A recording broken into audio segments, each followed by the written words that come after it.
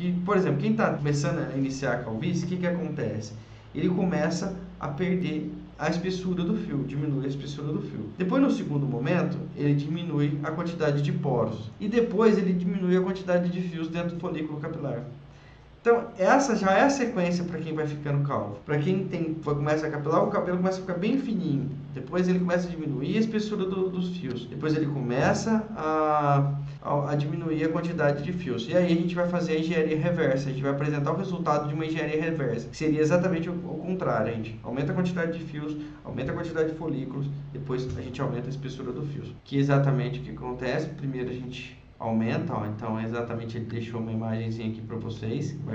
Primeiro a gente aumenta a quantidade de fios em um buraco, ele está falando aqui é um folículo, né? De um poro, né? Aumenta a quantidade de poros, né? Mais poros, e aqui ele aumenta a espessura do folículo. Essas são as 3 etapas em sequências que acontecem com o resultado do nosso tratamento capilar. E depois, o que mais que ele deixou aqui? Ele deixou a foto. Essa foto eu vou desenhar na Flipchart para vocês, mas dá para a gente já começar a ver ela por aqui. Então, o que a gente tem aqui, ó? Aqui é uma explicação sobre a nomenclatura que está presente no folículo capilar, e aí vocês já vão entender que isso aqui faz parte da fáscia, né? Então a gente tem aqui na epiderme, a gente tem o extrato da córnea, a gente tem a parte de queratina do folículo do cabelo, a gente tem a nossa epiderme, a gente tem a nossa medula do folículo do cabelo, a gente tem o córtex capilar, a gente tem a cutícula do cabelo, a gente tem aqui a bainha de tecido conjuntivo, que a gente está falando aqui, que está em volta aqui, que a gente está falando bainha de tecido conjuntivo, está falando de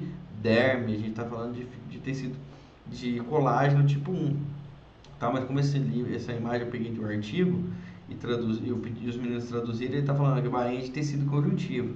A gente está falando que isso aqui está na derme, que já é aquela rede de colágeno tipo 1 e fibroblastos ali presentes em volta do folículo capilar. Depois a gente tem a nossa bainha radicular externa, a membrana vítrea ou a lâmina basal, nossa membrana basal, que está aqui revestindo até a glândula sebácea, que é um componente importante aqui para a regeneração do folículo capilar, é justamente a glândula sebácea, tá? Então, a bainha de tecido conjuntivo, a membrana vítrea, a bainha radicular interna. Então, tá vendo que tudo a gente já desenhou, o pessoal já desenhou no artigo falando como faz, porque essa já é a nova nomenclatura. Então, papila de tecido conjuntivo do folículo capilar, tá aqui a papila de tecido conjuntivo. Quem que tá ao redor aqui? Tá, estamos falando de derme e hipoderme. Então, tá chegando nutriente aqui à base de colágeno. Lembra que a gente falou que a gente tem que pensar nos 3 níveis, né?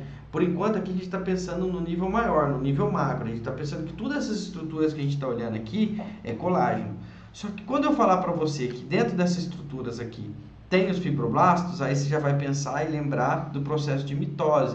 Aí a gente já vai estar pensando dentro da célula, a gente vai estar falando de citoesqueleto dentro da célula. Então, aqui a gente tem a queratina também. Ele fala queratina e aqui a glândula sebácea. Matriz, né, considerada a matriz do folículo capilar, a raiz do cabelo, que é essa partezinha preta que vocês estão vendo aqui. Alguma coisa te lembra aquela raizinha branca que sai junto com o folículo capilar, né? Lembra daquela pelanca branca? Então, tá aqui, ó. Essa pelanquinha branca é justamente essa matriz que é extraída quando você arranca o fio. Você puxa um fio e sai aquela bolinha branca.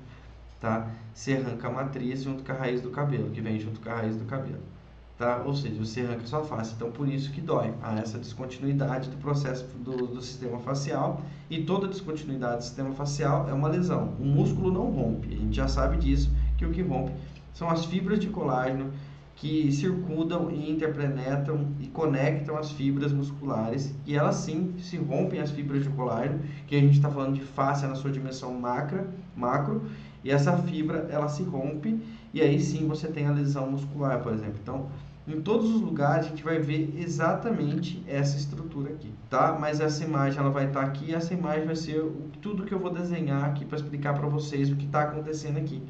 Porque se vocês entenderem essa imagem aqui no Flipchart, onde eu vou mostrar para vocês, tudo vai se resolver, e aí vocês vão entender, uma coisa importante aqui, ó, o músculo eretor de pelo. Isso aqui é uma coisa muito importante para a gente lembrar aqui da nossa processo de regeneração, porque ele faz toda a importância também para manter a qualidade do fio.